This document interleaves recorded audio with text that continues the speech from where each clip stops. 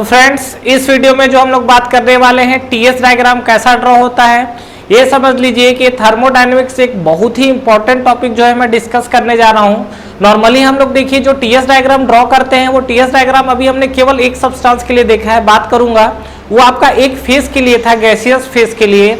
लेकिन अगर आपको मान लीजिए कि फेज चेंज हो रहे हैं तो अभी हम लोग जो ड्रॉ करने वाले वो कहीं ना कहीं सॉलिड से जब चीजें लिक्विड में कन्वर्ट होती है तो उसके लिए हम लोग टीएस डायग्राम को कैसे ड्रॉ करते हैं।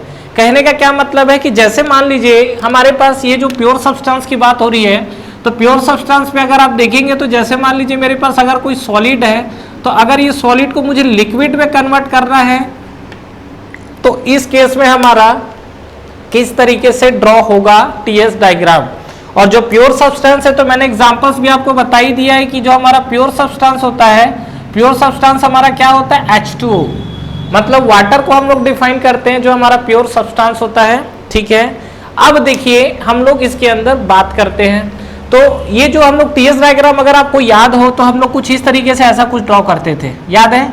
करते थे मतलब करते हैं, क्यों करते हैं, कौन कौन सा जोन क्या डिफाइन होता है। अगर ये सब चीजों को लेके आपको डाउट है तो इस वीडियो में आपको ये सभी के सभी डाउट्स क्लियर हो जाएंगे। ठीक है, तो समझते हैं इस चीज को। उससे पहले हम लोग बात करते हैं, जैसा कि मैंने पिछले वीडियो में आपको बताया था कि जो हमारा प्रेशर और बॉइलिंग पॉइंट का जो रिलेशन है, जैसे जैसे हम लोग प्रेशर को बढ़ाते हैं हमारा बॉइलिंग पॉइंट क्या होता है, बढ़ते चले जाता है। हम प्रेशर को जैसे जैसे बढ़ाएंगे बॉइलिंग पॉइंट क्या होगा, बढ़ते चले जाएगा। तो यहाँ पर देखते हैं, तो मैंने वाटर के लिए भी आपको बताया था कि जो हमारा वाटर है, तो वाटर के केस में क्या है, जैसे पिछले वीडियो में भी मैंने इस पे बात किया है कि सपोज ये मान लीजिए मेरा वाटर है, इस वाटर का मान लीजिए बॉइलिंग पॉइंट की बात करूं अगर, तो 1 एटमॉस्फेरिक प्रेशर है, तो इस पे हमारा जो वाटर है वो कितने डिग्री सेल्सियस पे उबलता है, ये उबलता है 100 डिग्री सेल्सियस पे। ठीक है, फिर अगर हम लोग बात करेंगे 2 एटमॉस्फेरिक प्रेशर पे, तो इस पे जो वाटर आपका उबलता है 117 डिग्री सेल्सियस पर उबलता है। ठीक है, आगे हम लोग बात करेंगे क्या 5 एटमॉस्फेरिक प्रेशर पे, तो इस पे जो आपका वाटर है वो कितने डिग्री सेल्सियस पर उबलता है, ये उबलता है आपका 151 डिग्री सेल्सियस पर। समझ में आई कहानी? ये डेटा कहाँ है, ये सब एक्सपेरिमेंटल डेटा है जो कि आपको कहाँ पर मिलेगा, बुक्स वगैरह में मिल जाएंगे। एक्सपेरिमेंट के थ्रू परफॉर्म किया हुआ डेटा है ये सब। अब देखिए ये जो हमारा बॉइलिंग पॉइंट की बात हो रही है और इसके अंदर जो कंडीशंस हमको जो भी डिफाइन हो रहे हैं, अगर मैं इसके अंदर बात करूं तो मुझे क्या क्या चीजें मिलेंगी और क्या क्या चीजें हम देख सकते हैं। तो देखिए यहाँ पे बात करते हैं। सबसे पहला चीज देखिए, तो हम लोग क्या इसको थोड़ा सा रफ करते हैं, थोड़ा हमें आगे की तरफ मूव करना है। तो एक एग्जाम्पल्स हम लोग उठाते हैं। मान लीजिए कि सपोज मेरे पास -10 डिग्री सेल्सियस आइस है और इसको मैं कन्वर्ट करना चाहता हूँ किस पे, 20 डिग्री सेल्सियस वाटर पे। इस पर बेस हमने एक न्यूमेरिकल भी किया हुआ है कि हमारे पास -10 डिग्री सेल्सियस पे आइस रखा हुआ था और उसको हमने 20 डिग्री सेल्सियस वाटर में कन्वर्ट किया हुआ है। तो देखिए ये कन्वर्जन आपका कैसा होगा। तो सबसे पहले मान लीजिए कि हम लोग मान के चलते हैं कि जो हमारा प्रेशर है, प्रेशर हमारा किस पे चल रहा है, 1 एटमॉस्फेरिक प्रेशर पे। तो अगर हम लोग इस पे कन्वर्ट करेंगे तो देखिए क्या होगा। तो सबसे पहले अगर आप देखेंगे कन्वर्जन, तो कन्वर्जन आप देखेंगे तो ये आपका -10 डिग्री सेल्सियस क्या रहेगा, आइस रहेगा। उसके बाद क्या होगा, ये आपका कन्वर्ट होगा कहाँ पर, एक काम कीजिए हम लोग क्या ले लेते हैं, हम लोग मान लीजिए वाटर से स्टीम ले लेते हैं, वो ज़्यादा बेस्ट है। तो ये जो मैंने सॉलिड टू लिक्विड लिखा है, पहले हम लोग लिक्विड टू गैस समझते हैं, फिर हम लोग सॉलिड की तरफ मूव करेंगे। ठीक है, तो मान लीजिए कि सपोज मेरे पास ये 20 डिग्री सेल्सियस वाटर है और इसको मान लीजिए कि सपोज 180 डिग्री सेल्सियस स्टीम में कन्वर्ट करना है, मतलब 180 डिग्री सेल्सियस स्टीम में कन्वर्ट करना है कहाँ से, 20 डिग्री सेल्सियस वाटर से। तो अब आप देखिए क्या होगा कि यहाँ पर सपोज मेरे पास क्या है, 1 एटमॉस्फेरिक प्रेशर पे 20 डिग्री सेल्सियस क्या है, ये हमारे पास है वाटर। ठीक है, अब आपको क्या करना है, आप यहाँ से आगे बढ़ोगे 20 डिग्री सेल्सियस से फाइनली आप कहाँ गए, 100 डिग्री सेल्सियस पे क्या होगा, 1 एटमॉस्फेरिक प्रेशर है तो 100 डिग्री सेल्सियस पे आपका फेस चेंज होना स्टार्ट होगा और फाइनली अभी क्या बनेगा, तो अभी तो ये रहेगा वाटर ही। उसके बाद फिर आगे बढ़ोगे तो ये आपका बनेगा 100 डिग्री सेल्सियस और ये वाटर से आपका क्या बन जाएगा, वेपर। ठीक है, और फिर इसी तरीके से आगे बढ़ेंगे और 180 डिग्री सेल्सियस पे जाके क्या बनेगा आपका, ये बनेगा आपका स्टीम। क्या ये जो लिखा हूँ कंडीशन समझ में आया है? बिल्कुल आया। अब देखो अब फिर से मैंने मान लीजिए प्रेशर को बढ़ा दिया 2 एटमॉस्फेरिक प्रेशर पे, ठीक है। तो 2 एटमॉस्फेरिक प्रेशर पे क्या होगा, ये 20 डिग्री सेल्सियस वाटर, ये तो आपका वाटर ही रहेगा, लेकिन यहाँ पर जब इसका बॉइलिंग पॉइंट देखोगे तो बॉइलिंग पॉइंट क्या होगा, 2 एटमॉस्फेरिक पे वाटर का बॉइलिंग पॉइंट 117 डिग्री सेल्सियस, और ये आपको क्या बनेगा, ये एज इट इज रहेगा आपका वाटर। यहाँ से जब आप आगे बढ़ोगे तो फिर ये क्या हो जाएगा, 117 डिग्री सेल्सियस क्या बनेगा, ये आपको बनेगा वेपर, ठीक है। और वेपर के बाद फाइनली क्या होगा, 180 डिग्री सेल्सियस क्या बनेगा, ये स्टीम बनेगा, ठीक है। उसके बाद एक कंडीशन और लेता हूं, जरूरी है वो चीज समझने के लिए, P = 5 एटमॉस्फेरिक प्रेशर। तो इस पे मान लीजिए कि फिर से हम लोग लेते हैं 20 डिग्री सेल्सियस क्या है, ये वाटर है। इस वाटर से जब आप आगे बढ़ोगे तो फाइनली क्या मिलेगा आपको, कितने डिग्री सेल्सियस पर उबलता है, 151 डिग्री सेल्सियस पे उबलता है, और ये आपका क्या है, वाटर। इस वाटर के दम पे फिर आगे बढ़ोगे तो ये आपको मिलेगा 151 डिग्री सेल्सियस, और ये आपको क्या मिलेगा, वेपर। और वेपर के बाद फाइनली आप देखोगे तो 180 डिग्री सेल्सियस क्या बनेगा, स्टीम बनेगा। ये जो मैंने वेपर लिखा है ये कंडीशन के ऊपर डिपेंड करता है। वेपर में जो आपका प्रेशर है वो लो रहता है, अगर हाई वेप प्रेशर हो गया तो ये वेपर आपका स्टीम में कन्वर्ट हो जाता है, ठीक है। चलिए अब हम लोग देखिए बात करते हैं इस पे। अगर देखिए पहला कंडीशन यहाँ पे, अगर आप ये देख रहे होंगे तो इस पूरे प्रोसेस में जो आपका प्रेशर है वो आपका कांस्टेंट है। ध्यान से देखिएगा, ये जो पूरा प्रोसेस है इसमें आपको प्रेशर क्या है, कांस्टेंट, और जो कांस्टेंट प्रेशर है इसकी वैल्यू आपको कितनी मिली है, that is the 1 atmospheric pressure, यही है। अब बात करते हैं हम लोग क्या, ये तो प्रेशर की कहानी हुई थी, अब हम लोग बात करते हैं इसके साथ कि टेम्परेचर के साथ क्या वेरिएशन हुआ है। तो टेम्परेचर आपका बढ़ गया 20 से 100, एंट्रोपी क्या हुई, व्हाट इज एंट्रोपी, बड़ा कम हुआ, टेम्परेचर बढ़ा इसलिए एंट्रोपी बढ़ा, ऐसा लग रहा है क्या। चलो एंट्रोपी के बारे में अभी बात करेंगे। यहां टेम्परेचर आपको क्या दिख रहा है, कांस्टेंट, यहां टेम्परेचर आपको क्या दिख रहा है, इंक्रीज। अब एंट्रोपी पे, अब बताओ, यहां आप हीट सप्लाई कर रहे हो ना, एंट्रोपी किस पे डिपेंड करता है, entropy depends on heat transfer only. तो हीट ट्रांसफर में देखिए ये हीट सप्लाई कर रहे हो, तो हीट सप्लाई कर रहे हो तो टेम्परेचर बढ़ा, तो हीट सप्लाई हुआ इसलिए यहां एंट्रोपी बढ़ेगी, ठीक है। चलिए आते हैं इस पे, 100 degree Celsius water, 100 degree Celsius vapour, यहां पे आप देखोगे तो टेम्परेचर कांस्टेंट, एंट्रोपी क्या होगा, कांस्टेंट रहेगा, नहीं रहेगा। कई बार आपको एंट्रोपी में ये चीज मैंने आपको बताया है, हीट सप्लाई हो रही है ना, हीट ले रहा है तो यहाँ एंट्रोपी बढ़ेगी। एंट्रोपी जो है, यही चीज मैं आपको समझा रहा था कि एंट्रोपी जो है कभी भी टेम्परेचर पर डिपेंड नहीं करता है, वो हीट ट्रांसफर पर डिपेंड करता है। ये कंटिन्यू हीट लेते जा रहा है इसलिए इसकी एंट्रोपी की वैल्यू क्या हुई, बढ़ गई। यहाँ पर बात करोगे तो यहाँ पर भी एंट्रोपी क्या है, हीट सप्लाई की हो तो एंट्रोपी बढ़ा। कहानी क्लियर हुआ। नेक्स्ट आइए, 2 एटमॉस्फेरिक प्रेशर में देखोगे तो आपको हर जगह प्रेशर कांस्टेंट मिलेगा, और ये जो आपको कांस्टेंट प्रेशर दिख रहा है ये आपको मिल रहा है 2 एटमॉस्फेरिक प्रेशर, ठीक है। अब आप आइए किस पे, 2 एटमॉस्फेरिक प्रेशर में टेम्परेचर और एंट्रोपी को लेके।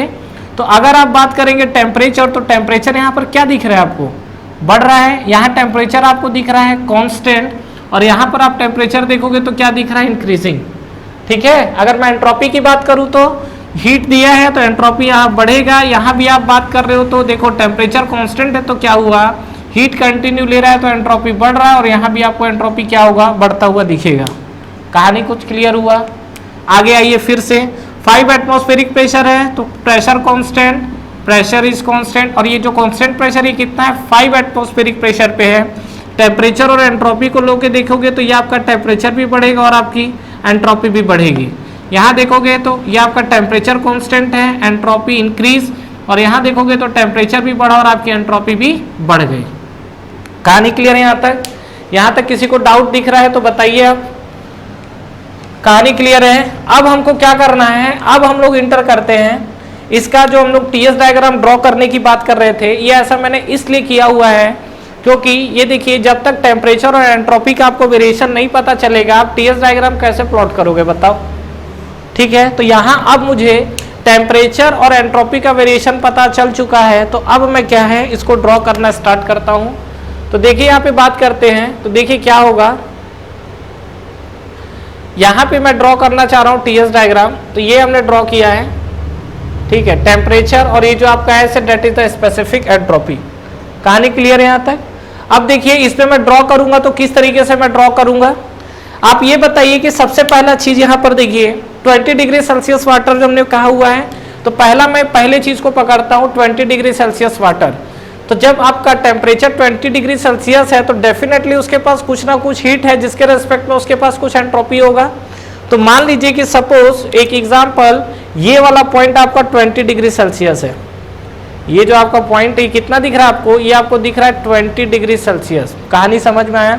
और इस पॉइंट पे आपको क्या मिलेगा, कुछ एंट्रोपी मिलेगा। ठीक है, अब क्या किया आपने 20 डिग्री सेल्सियस से 100 डिग्री सेल्सियस पर बढ़े हैं, तो जब आप 20 से 100 पे बढ़ोगे तो टेम्परेचर भी बढ़ेगा, एंट्रोपी भी बढ़ेगी। तो देखिए यहाँ पे टेम्परेचर भी बढ़ा और एंट्रोपी भी बढ़ी।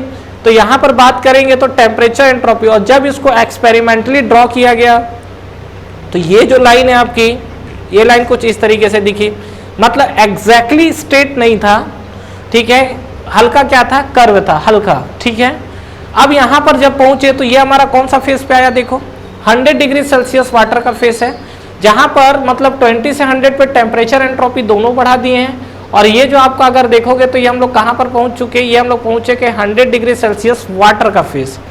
अब आपको क्या बोलता है कि ये 100 डिग्री सेल्सियस वेपर में कन्वर्ट हो रहा है, इसमें आपका टेम्परेचर कॉन्स्टेंट रखना है लेकिन एंट्रोपी बढ़ेगी। टेम्परेचर कॉन्स्टेंट है मतलब परपेंडिकुलर टू द टी, और एंट्रोपी बढ़ेगा, तो ये हमारी लाइन आ गई इधर। यहां तक किसी को डाउट? कोई डाउट नहीं है। और ये 100 डिग्री सेल्सियस, बस फर्क क्या है, यहाँ पर ये क्या था, वाटर था, और यहाँ पर ये क्या बन गया, यहाँ पर ये बन गया वेपर। अब ये 100 के बाद देखो 100 डिग्री सेल्सियस वेपर के बाद 180 डिग्री सेल्सियस स्टीम में चले गया। तो जब स्टीम में चले गया तो इसका टेम्परेचर भी बढ़ेगा और एंट्रोपी भी बढ़ेगी। तो टेम्परेचर बढ़ेगा, एंट्रोपी बढ़ेगी, तो इसी के सिमिलर लाइन जाएगा कुछ इस तरीके से। ये हम लोग लाइन कहाँ तक ले गए हैं, ये लोग, ये हम लोग पूरा 180 डिग्री सेल्सियस। तो जहां भी आपको दिखे यहाँ पर मान लीजिए हमने मार दिया 180 डिग्री सेल्सियस। ठीक है, मतलब ये जो आपकी लाइन है कितना दिख गया, 180 डिग्री सेल्सियस। ठीक है, चलिए नेक्स्ट हम लोग आगे बढ़ते हैं। नेक्स्ट आपका, अच्छा एक चीज देखो, ये जो मैंने लाइन खींचा हुआ है, ये लाइन, इस पे कहीं ना कहीं आपको दिख रहा होगा, तो पूरा इस लाइन पे प्रेशर देखो 1 एटमॉस्फेरिक प्रेशर है। मतलब इस पूरे लाइन में अगर आप देखोगे तो प्रेशर कितना ही है, 1 एटमॉस्फेरिक प्रेशर। यहाँ भी आपको प्रेशर 1 एटमॉस्फेरिक प्रेशर मिला हुआ है, और यहाँ भी आपको जो मिला वो कितना मिला हुआ है, 1 एटमॉस्फेरिक प्रेशर।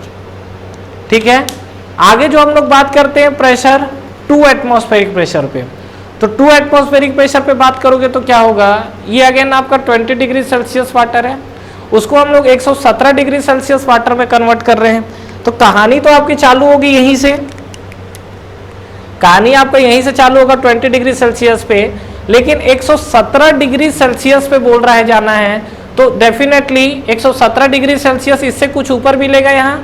तो 117 पे हीट ज्यादा की हो तो एंट्रोपी भी जो इसके रेस्पेक्ट पे मिला हुआ है इससे तो ज्यादा मिलेगा। तो मान लीजिए कि इस पॉइंट पे एंट्रोपी मिला, तो कहीं ना कहीं आप बात करेंगे तो ये आपको मिलेगा कहीं ना कहीं, ये आपको दिखा 117 डिग्री सेल्सियस, ये समझ में आया? तो ये हमने दिखा 117 डिग्री सेल्सियस। तो 117 डिग्री सेल्सियस भी क्या था, ये कहीं ना कहीं हमारा क्या था, वाटर, और 117 डिग्री सेल्सियस फिर आपका किस में कन्वर्ट हुआ है, वेपर में।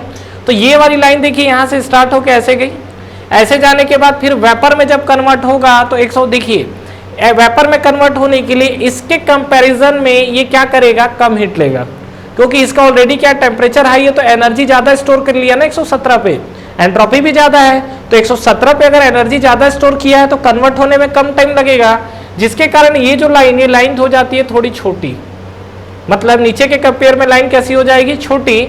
और ये 117 है, और यहाँ पर देखिए आपको क्या दिखेगा, कुछ एंट्रोपी दिखेगा, और 117 डिग्री वेपर पे बनने के बाद 180 डिग्री स्टीम पे चले जाएगा।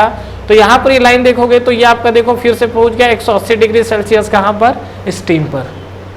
कहानी क्लियर है यहाँ तक? ठीक है, अब देखिए आगे क्या होगा, फिर से आपको क्या करना है, प्रेशर आपको 5 एटमॉस्फेरिक प्रेशर पे करना है। तो 5 एटमॉस्फेरिक प्रेशर पे जब बात करोगे तो फिर से क्या होगा, आपका वाटर 20 से 151 है, तो 151 मान लो यहाँ है, तो 151 के रेस्पेक्ट में एंट्रोपी भी आपको ज्यादा दिखेगा। तो ये मान लीजिए आपको 151 दिख गया, और यहाँ पर मान लीजिए कि ये आपको क्या दिख गया, एंट्रोपी इसकी ज्यादा दिखी। तो ये आपको कहीं ना कहीं लाइन जो दिखा वो मान लीजिए कितना दिखा, 151 डिग्री सेल्सियस। तो 151 डिग्री सेल्सियस में फिर से बढ़ोगे तो 20 से 151 में टेम्परेचर एंट्रोपी दोनों बढ़ रहा है, तो ये हमारा टेम्परेचर एंट्रोपी दोनों बढ़ गया। फिर से आप देखोगे तो ये लाइन इसके कंपैरिजन में छोटी होगी, और छोटी होने के बाद फिर से क्या होगा, ये आपका 151, ये आपका क्या था 151 वाटर, और ये आपका 151 क्या बन गया वेपर। और इसके बाद फाइनली क्या हुआ, यहाँ से 180 डिग्री सेल्सियस पे बढ़ेगा, जिसपे टेम्परेचर और एंट्रोपी आपका दोनों मूव करेगा। ठीक है, तो कहीं ना कहीं आप देख रहे हो, देखिए इस पूरे लाइन में अगर बात करें तो इस पूरे लाइन में प्रेशर कांस्टेंट था जो कि 1 एटमॉस्फेरिक प्रेशर था। इसके ऊपर बात करोगे तो इस पूरे लाइन में आपका प्रेशर कांस्टेंट था जो कि 2 एटमॉस्फेरिक था। ये जो प्रेशर आप देख रहे हो, प्रेशर यहाँ कितना दिखा था, 2 एटमॉस्फेरिक प्रेशर, और यहाँ पर आप प्रेशर देखोगे तो प्रेशर कहीं ना कहीं कितना था, 5 एटमॉस्फेरिक प्रेशर। ठीक है, अब देखिए इसके साथ हम लोग बात करते हैं, मतलब जैसे जैसे हम लोग क्या है ये एटमॉस्फेरिक प्रेशर को बढ़ाते जा रहे हैं, ये लाइनिंग क्या है छोटी होते चले जा रही है। ठीक है, अब देखिए क्या करते हैं, इसमें पॉइंट को पकड़िए, पॉइंट को पकड़ने के बाद आपको इसमें कुछ कंक्लूजन्स दिखेंगे। जैसे आपने एक पॉइंट ये पकड़ा, एक पॉइंट ये पकड़ा, ऊपर गए तो एक पॉइंट आपने ये पकड़ा, ठीक उसी तरीके से एक पॉइंट आपका ये है, एक पॉइंट आपका ये है, एक पॉइंट आपका ये है। ठीक है, देखिए ये जो आपकी लाइन है ऊपर जाने पर छोटी हो गई, ऊपर जाने पर और छोटी हो गई। जैसे जैसे आप क्या है ऊपर चलते चले जा रहे हो, ये पॉइंट देखो लाइन छोटा होते चले जा रहा है, लाइन छोटा होते होते क्या होगा, आपको एक पॉइंट में कन्वर्ट हो जाएगा ये। अब क्या है देखिए, इस पॉइंट को मैं मिलाना स्टार्ट करता हूँ, ध्यान से देखिएगा, इस पॉइंट को हमने मिलाना स्टार्ट किया तो देखिए इस पॉइंट को हम मिला रहे हैं इस तरीके से, और मिलाते मिलाते हमको देखो क्या दिख रहा है, कुछ याद आया, कुछ याद आया।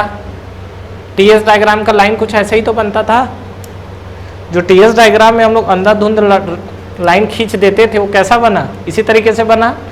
अब देखिए इसके साथ क्या कहानी होगी, इसका एक बार अब बताओ, अब आप इस पे फेस बोलोगे तो आपको फेस तो खुद ही दिख रहा है ना, कैसे कैसे दिख रहा है बताओ तो एक बार।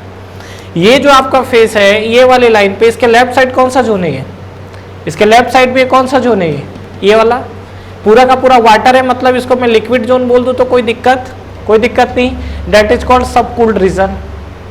उसी तरीके से राइट साइड आओगे तो ये वेपर है और यहाँ पूरा स्टीम वाला जोन है, तो अगर मैं इसको गैसियस बोल दूं तो कोई रीजन, कोई दिक्कत, स्टीम फेस या गैसियस फेस, कोई दिक्कत नहीं।